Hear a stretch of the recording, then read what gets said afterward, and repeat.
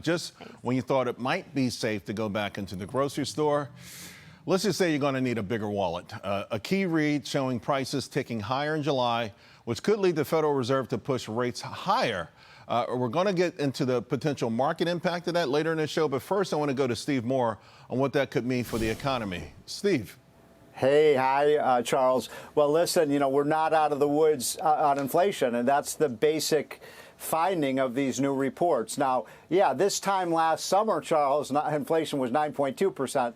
Now it's somewhere between, I say, around 3.5%. But I've got to say this, Charles, when you look at those essentials, grocery prices, rents, mortgages, utility bills, those are running way ahead of 3.5%. It's why people get so angry when people like you and I say there's only 3.5% inflation, because a lot of people feel like the inflation they're feeling themselves is closer to 10%. No, without a doubt, without a doubt. And of course, the Federal Reserve likes to look at what they call core inflation or the core PCE, which came in last week a little bit higher. And at 4.2%, that means the Federal Reserve will keep the pedal to the metal, right? Yeah, and look, let's look at what's happened to mortgage rates. So as you know, when Trump left office, we had a 2.9% mortgage rate. Now we're at, what, a 7.1%, I think is the national average. So we were looking at these calculations in terms of what that means for buying a new home. The median home is a little less than $500,000 now. So, but let's use $500,000 as kind of our example.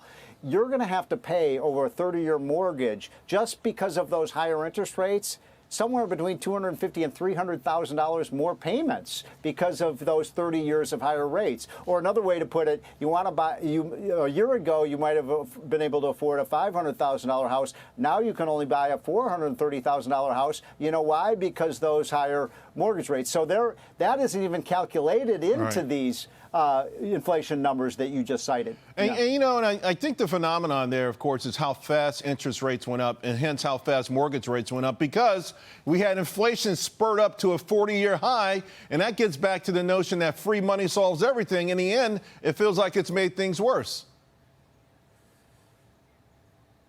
Yeah, I mean, look, I was just listening to your previous conversation, and this idea that the $6 trillion of spending that Biden did was stimulating. Well, you know what it really stimulated was just more growth of government and more debt. And I think you kind of nailed it when you said, yeah, we spent all that money, but now those bills, that money is already put into the economy. Now we're left with paying the bills. And that's why, look, I think the economy right now is pretty decent. The economy is growing at about 2.5%. Some of the indicators a little faster than that now, except that when you look at those numbers about how indebted, not just the federal government, Charles, yes, we have massive national debt, but look at those numbers on how many people can't pay their credit card debt these days. Almost half of Americans cannot keep up with their credit card debt. And they're just going to go, so that means a lot of them are going to have to default. That's going to cause some problems in the banking. I'm not trying to be a Debbie Downer here. I'm just saying the spending has already been done. Now we have to pay the bills. Yeah.